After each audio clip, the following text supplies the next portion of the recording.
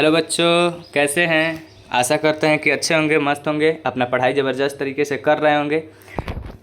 और बताइए कैसा हाल चाल है, पढ़ाई लिखाई कैसा चल रहा है। अच्छा से चल रहा है। आज हम लोग देखेंगे बिहार बोर्ड के कक्षा 10 के जो हिंदी है गद्यखंड का चैप्टर नंबर जो फर्स्ट है, डॉक्टर भीमराव अंबेडकर के द्वारा लिखा हुआ। आज उसका पूरा ऑब्जेक्टिव क्वेश्चन देख लेंगे। जितना भी इसमें ऑब्जेक्टिव क्वेश्चन है सबको देख लेंगे। उनके द्वारा लिखा गया श्रम विभाजन और जाति प्रथा बहुत इंपॉर्टेंट चैप्टर है। इससे क्वेश्चन आता ही आता है। आपको बता देना चाहता हूँ कि इससे बाहर क्वेश्चन नहीं आएगा। यहाँ पे मैंने लिखा है कि इससे बाहर क्वेश्चन नहीं आएगा तो नहीं आएगा। चलिए ठीक है ना। अच्छा, जो बच्चे चैनल को सब्सक्राइब नहीं किए हैं वो कर लेंगे। जो लाइक नहीं किए हैं लाइक कर लेंगे। अच्छा, सब्सक्राइब करिए या ना करिए, लाइक करिए या ना करिए, ये आपके ऊपर निर्भर करता है। पर हर बच्चा एक बच्चा के पास शेयर करे, ये सब आपका जिम्मेवारी बनता है। ठीक है ना, आप ज़रूर शेयर कर दीजिएगा। चलिए पहला क्वेश्चन देखते हैं। पहला क्वेश्चन क्या कह रहा है, पढ़ के जवाब दीजिए। कह रहा है कि श्रम विभाजन और जाति प्रथा के लेखक कौन है। श्रम विभाजन और जाति प्रथा के लेखक कौन है। क्वेश्चन कह रहा है कि श्रम विभाजन और जाति प्रथा के लेखक कौन है। भीमराव अंबेडकर, रामविलास शर्मा, गुणाकर मूले या फिर हजारी प्रसाद द्विवेदी। तो आप बताइए श्रम विभाजन और जाति प्रथा के लेखक। अच्छा, फर्स्ट पेज पर ही आपको बताया है कौन है। इसका राइट आंसर ये हो जाएगा, डॉक्टर भीमराव अंबेडकर। चलिए 2 नंबर क्वेश्चन देखते हैं। अगला क्वेश्चन देखते हैं।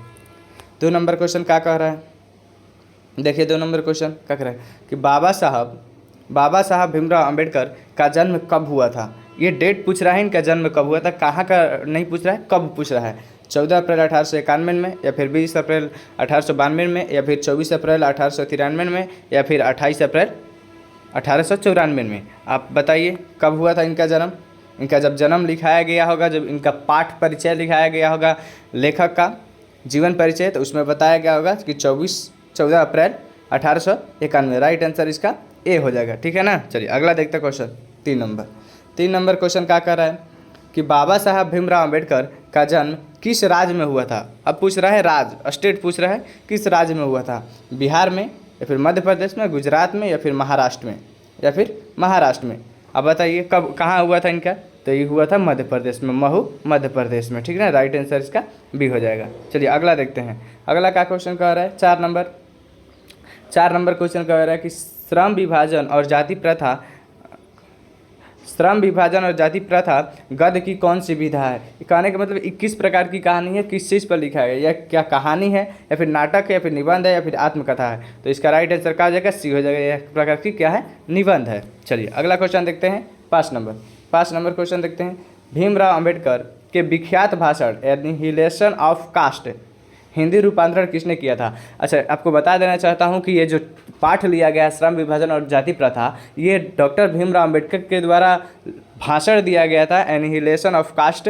इसमें इन्होंने भाषण में से इस चीज़ को निकाल कर इसको हिंदी रूपांतरण करके आप लोग में चैप्टर में दिया गया है। तो आप बताइए क्या ददाई सिंह यादव किए थे, फिर ललई सिंह यादव, फिर रूपक सिंह यादव, फिर ललन सिंह यादव। तो इसका राइट आंसर बी हो जाएगा। ठीक है ना।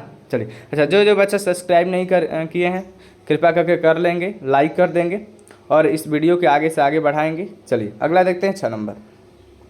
6 नंबर क्या कर, भारतीय संविधान के निर्माता किन्हें कहा जाता है। भारतीय संविधान के निर्माता किन्हें कहा।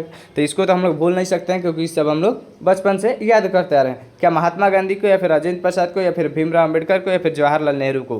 तो महात्मा गांधी को तो नहीं, महात्मा गांधी को बापू कहा जाता है, राजेंद्र प्रसाद नहीं, ये तो बिहार के ही रहने वाले हैं। जवाहरलाल को भी नहीं। राइट आंसर इसका क्या हो जाएगा, बी हो जाएगा, भीमराव अंबेडकर। सी हो जाएगा, राइट आंसर सी हो जाएगा। चलिए अगला देखते हैं। 7 नंबर क्वेश्चन क्या कर रहा है। 7 नंबर क्वेश्चन जवाब दीजिए कि श्रम विभाजन और जाति प्रथा पाठ बाबा साहेब किस भाषण से संपादित था। अच्छा, अभी जस्ट आपको बताया है कि श्रम विभाजन और जाति प्रथा जो पाठ है ये कहाँ से लिया गया और किस भाषण से लिया गया है। द कास्ट इन इंडिया नहीं, जेनेसिस एंड डेवलपमेंट नहीं, एनिहिलेशन ऑफ कास्ट हाँ यही। राइट आंसर इसका क्या हो जाएगा, सी हो जाएगा। हु आर रुद्राक्ष नहीं, ये भी नहीं। चलिए अगला क्वेश्चन देखते हैं। 8 नंबर क्वेश्चन कह रहा है। 8 नंबर क्वेश्चन क्या कर रहा है कि भीमराव अंबेडकर के मुख्य प्रेरक व्यक्ति कौन रहे हैं। भीमराव अंबेडकर के मुख्यतः प्रेरक व्यक्ति कौन रहे। अच्छा, कहने का क्वेश्चन का मतलब ये कि जो डॉक्टर भीमराव अंबेडकर है ये किन किन लोगों से प्रेरणा लिए हुए हैं, के इनके जीवन में प्रेरणा के स्रोत में रहे हैं। बुद्ध रहे हैं, इनके जीवन में बुद्ध रहे हैं, कबीर रहे हैं और ज्योतिबा फूले रहे हैं। ये लोग इनके जीवन में प्रेरक के रूप में रहे हैं। तो उपरोक्त सही हो जाएगा, राइट आंसर क्या हो जाएगा, डी हो जाएगा। चलिए अगला देखते हैं क्वेश्चन 9 नंबर। 9 नंबर क्वेश्चन क्या करें कि आदर्श समाज स्वतंत्रता, समानता, भ्रातृत्व पर आधारित होगा। किसने कहा, ये किसने कहा कि आदर्श समाज स्वतंत्रता, समानता और भ्रातृत्व पर आधारित होगा? क्या मैक्स मुलर का है, या फिर भीमराव अम्बेडकर का है, या फिर बिरजू महाराज के, या फिर आज्ञा का है? तो इसका राइट आंसर क्या हो जाएगा, बी हो जाएगा। बी हो जाएगा इसका राइट आंसर, क्योंकि भीमराव अम्बेडकर ही का है किस चैप्टर में, तो श्रम विभाजन जाति प्रथा। अच्छा एक क्वेश्चन आपको दे रहे हैं होमवर्क क्वेश्चन दे रहे हैं। होमवर्क क्वेश्चन का मतलब है कि आप कमेंट में लिखिएगा, कमेंट में लिखिएगा कि मैक्स मुलर किस चैप्टर के किस पार्ट के लेखक है, मैक्स मुलर किस पार्ट के लेखक है, ठीक है ना, कमेंट में ज़रूर लिखिएगा। चलिए अगला देखते हैं।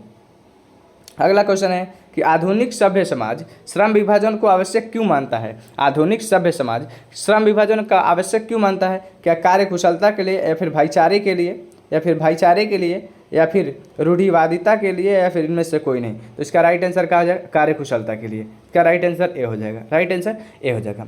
हाँ चलिए, अगर आप चाहते हैं और आपको वीडियो मिले, बहुत सारा वीडियो जिससे हर चैप्टर जो जो पढ़ाया जाता है उसका ऑब्जेक्टिव क्वेश्चन आपको मिले, तो आपको एक काम करना होगा, आप इस वीडियो पे कम से कम 50 लाइक और 50 कमेंट करिएगा, तब आपको अगला वीडियो मिलेगा, नहीं तो फिर वीडियो बनाना बंद कर दिया जाएगा, क्योंकि आप लोग इस पर कोई रिस्पॉन्स दे नहीं रहे हैं। तो इसीलिए अगर आपको चाहिए और वीडियो हर चैप्टर का, तो आप 50 कमेंट और 50 लाइक करिएगा पूरा, उसके बाद आपको मिलेगा। चलिए अगला देखते हैं 10 नंबर क्वेश्चन। 10 नंबर क्वेश्चन क्या कर रहा है, भारत में बेरोजगारी का मुख्य कारण क्या है? भारत में बेरोजगारी का मुख्य कारण क्या है? जाति प्रथा, या फिर दहेज प्रथा, या फिर अशिक्षा, या फिर भ्रष्टाचार? तो इसका राइट आंसर ए हो जाएगा, जाति प्रथा। क्योंकि भारत में जो है ना जाति प्रथा इतना फैला हुआ है ना, यही मेन कारण है बेरोजगारी का। किसके अनुसार? डॉक्टर भीमराव अम्बेडकर के अनुसार। चलिए अगला क्वेश्चन क्या करें, समाज और राजनीति में बेहद सक्रिय भूमिका निभाते हुए अंबेडकर ने किसको मानवीय एवं अधिकार दिलाने के लिए अनेक प्रयास किया है? कहने का मतलब क्वेश्चन क्या है कि डॉक्टर भीमराव अम्बेडकर समाज और राजनीति दोनों का उपयोग करते हुए मानवीय अधिकार दिलाने के लिए सबसे ज़्यादा प्रयास किनके लिए किया है? अछूतों के लिए, स्त्रियों के लिए, मजदूरों के लिए, या फिर उपरोक्त सभी के लिए? तो इसका राइट आंसर ए हो जाएगा। किनके लिए? ये अछूतों के लिए बहुत लड़ा करते थे, समाज हुआ, राजनीति हुआ, हर क्षेत्र में बेचारा प्रयास कर रहे थे।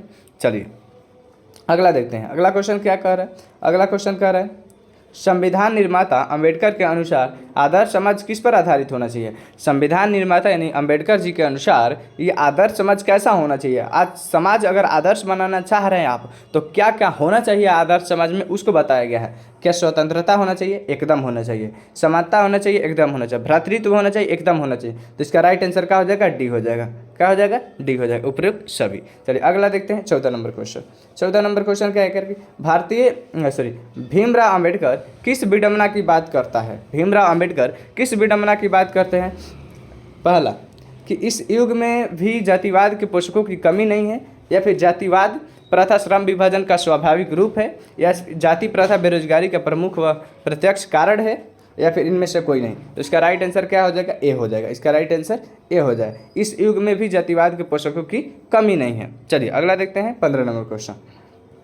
15 नंबर क्वेश्चन कह रहा है कि डॉक्टर भीमराव अम्बेडकर के अनुसार भाईचारा का वास्तविक रूप कैसा होना चाहिए? डॉक्टर भीमराव अम्बेडकर के अनुसार भाईचारा का वास्तविक रूप कैसा होना चाहिए? शहद की तरह, या फिर दूध और पानी के मिश्रण की तरह, या फिर शक्कर और पानी के मिश्रण की तरह? इनमें से कोई नहीं। तो इसका राइट आंसर बी हो जाएगा। राइट आंसर बी हो जाएगा। भीमराव अम्बेडकर का कहना था कि अगर आप भाईचारे का रिश्ता निभाना चाह रहे हैं, वास्तविक रूप देखना चाह रहे हैं, तो दूध और पानी का जैसा मिश्रण होता है वैसे भाईचारा का मिश्रण होना चाहिए। चलिए अगला देखते हैं 16 नंबर क्वेश्चन। 16 नंबर क्वेश्चन क्या कह रहा है कि लेखक भारत में बेरोजगारी का प्रमुख व प्रत्यक्ष कारण किसे मानता है? लेखक भारत में बेरोजगारी का प्रमुख और प्रत्यक्ष कारण किसे मानता है? लेखक कहने का मतलब डॉक्टर भीमराव अम्बेडकर बेरोजगारी का प्रमुख और प्रत्यक्ष कारण किसे मानते हैं? कार्यकुशलता के लिए नहीं, जाति प्रथा, या फिर उद्योगों धंधे की कमी, या फिर प्रतिकूल परिस्थितियाँ? तो इसका राइट आंसर क्या हो जाएगा? बी हो जाएगा। जाति प्रथा बेरोजगारी का प्रमुख और प्रत्यक्ष कारण है। चलिए 16 नंबर के बाद 17 नंबर क्वेश्चन देखते हैं। क्या कर रहा है 17 नंबर को? जाति प्रथा को श्रम विभाजन मान लिया जाए कि जाति प्रथा श्रम विभाजन मान लिया जाए, वास्तविक विभाजन नहीं है, क्योंकि यह मनुष्य की रुचि पर आधारित नहीं है। यह कथन किस पाठ से लिया गया? ये जो लाइनें लिखी गई है, ये जो लाइनें हैं, ये किस पाठ से ली गई है कि जाति प्रथा को श्रम विभाजन मान लिया जाए तो यह स्वाभाविक विभाजन नहीं है, क्योंकि यह मनुष्य की रुचि पर आधारित नहीं है। यह कथन किस पाठ से लिया गया है? शिक्षा और संस्कृति? नहीं, श्रम विभाजन और जाति प्रथा, हाँ राइट आंसर क्या बी हो जाएगा। Right answer B. मछली नहीं। नौबत खाने में इबादत नहीं। चलिए अगला देखते हैं 18 नंबर क्वेश्चन। 18 नंबर क्वेश्चन क्या करें कि जाति प्रथा पेशे का दुष्पूर्ण निर्धारण ही नहीं करती बल्कि मनुष्य को जीवन भर के लिए एक पेशे में बांध देती है। प्रस्तुत गद्यांश रचनाकार कौन है। कहने का मतलब कि ये जो लाइनें लिखी हुई है ये किनके द्वारा लिखी गई है कि जाति प्रथा पेशे का दुष्पूर्ण निर्धारण ही नहीं करती बल्कि मनुष्य को जीवन भर के लिए एक पेशे में बांध भी देती है। यह प्रस्तुत गद्यांश किसका रचना है, किसने ये लिखा है। क्या राजेंद्र प्रसाद लिखे या फिर नलिनी बिलोचन शर्मा या फिर अमरकांत या भीमराव अम्बेडकर। तो इसका राइट आंसर क्या हो जाएगा, डी हो जाएगा, भीमराव अम्बेडकर। भीमराव अम्बेडकर। चलिए अगला देखते हैं 19 नंबर क्वेश्चन। 19 नंबर क्वेश्चन क्या करें, क्या भीमराव का यह विडम्बना की बात है, इस युग में भी जातिवाद के पोषकों की कमी नहीं है। यह कथन किस पाठ से लिया गया है। अच्छा ये जो लाइनें है कि यह विडम्बना की बात है, ये जो लाइनें ली गई है ये लाइनें कि यह विडम्बना की बात है, इस युग में भी जातिवाद के पोषकों की कमी नहीं है, यह कथन किस पाठ से लिया गया है। विष के दांत से या फिर श्रम विभाजन और जाति प्रथा या फिर हम भारत से हमने क्या सीखा या फिर नौबत खाने में फिर नाखून क्यों बढ़ते हैं। तो इसका राइट आंसर क्या हो जाएगा, बी हो जाएगा। राइट आंसर इसका बी हो जाएगा। ठीक है ना। चलिए अगला देखते हैं। लगभग 30-35 गो क्वेश्चन है, 30-35 गो क्वेश्चन है। आपको शुरू से लेकर लास्ट तक बने रहना है वीडियो में। आप इतना तैयारी कर लेते हैं तो समझ जाइए कि इस चैप्टर से आपको बाहर आएगा ही नहीं परीक्षा में, क्योंकि इसमें पूरा निचोड़ बताया गया है, पूरा निचोड़ ऑब्जेक्टिव है। चलिए अगला देखते हैं। बुद्धा एंड हिज धम्मा के लेखक कौन है। बुद्धा एंड हिज धम्मा के लेखक कौन है। नलिनी बिलोचन शर्मा, गुड़ाकर मुले, भीमराव अम्बेडकर या फिर बिरजू महाराज। तो इसका राइट आंसर क्या हो जाएगा, सी। जो बुद्धा एंड हिज धम्मा के लेखक हैं ये कौन है, भीमराव अम्बेडकर। भीमराव अम्बेडकर। चलिए अगला क्वेश्चन देखते हैं। अगला क्वेश्चन क्या है, हु आर रुद्राक्ष किसकी रचना है। हु आर रुद्राक्ष किसकी, महात्मा गांधी का, यतीन्द्र मिश्र का, भीमराव अम्बेडकर का या फिर मैक्स मुलर का। तो इसका राइट आंसर क्या हो जाएगा, सी। इसका भी राइटर कौन है, भीमराव अम्बेडकर। हु आर रुद्राक्ष किसका रचना है, तो भीमराव अम्बेडकर का। अच्छा आप बताइए, हम लोग के पठित पाठ में यतीन्द्र मिश्र कौन सा चैप्टर लिखे है। यतीन्द्र मिश्र और आप मैक्स मुलर भी बता दीजिएगा और महात्मा गांधी, तीनों लोग को बताइए कौन कौन चैप्टर लिखे हैं। चलिए अगला देखते हैं।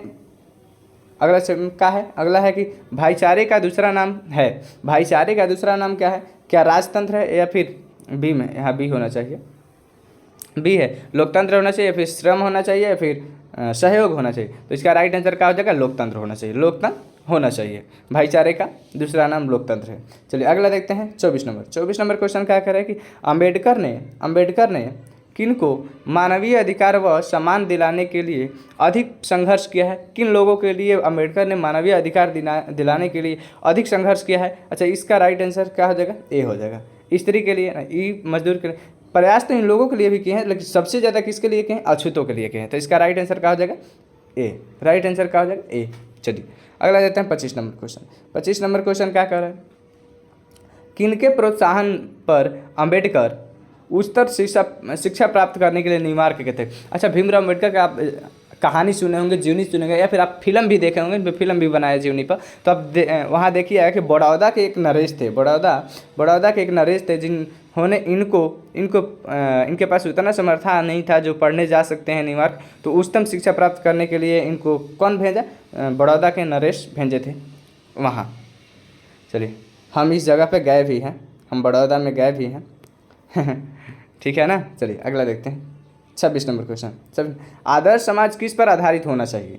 आदर्श समाज, अगर आप चाह रहे हैं कि हमारे यहाँ आदर्श समाज बने, एक स्वतंत्र समाज बने, तो कैसा होना चाहिए, स्वतंत्रता होना चाहिए, समानता होना चाहिए, भ्रातृत्व, उपरोक्त चाहिए। इसमें उपरोक्त चाहिए होना चाहिए, क्योंकि अगर आप आदर्श समाज बनाना चाहते हैं तो आपको स्वतंत्रता लोगों को देना होगा, स्वतंत्रता देना होगा, आपको समता देना होगा, फिर आपको भ्रातृत्व रखना होगा, उपरोक्त चाहिए हो जाएगा। इसका राइट आंसर डी हो जाएगा। चलिए अगला देखते हैं 27 नंबर क्वेश्चन क्या कह रहा है कि द कास्ट इन इंडिया किसके द्वारा लिखा गया है। द कास्ट इन इंडिया किसके द्वारा, हजारी प्रसाद द्विवेदी या फिर भीमराव अम्बेडकर या फिर अमरकांत या मैक्स मुलर। तो इसका राइट आंसर क्या हो जाएगा, भीमराव अम्बेडकर के द्वारा ये भी लिखा गया है। कौन, द कास्ट इन इंडिया। अच्छा हजारी प्रसाद द्विवेदी हमारे पठित पाठ में कौन सा चैप्टर लिखे हुए हैं, आप इसको कमेंट में लिखिएगा। कहाँ लिखिएगा, कमेंट में लिखिएगा। और कमेंट में जो दिया जाता है उसको जरूर लिख दिया करिए।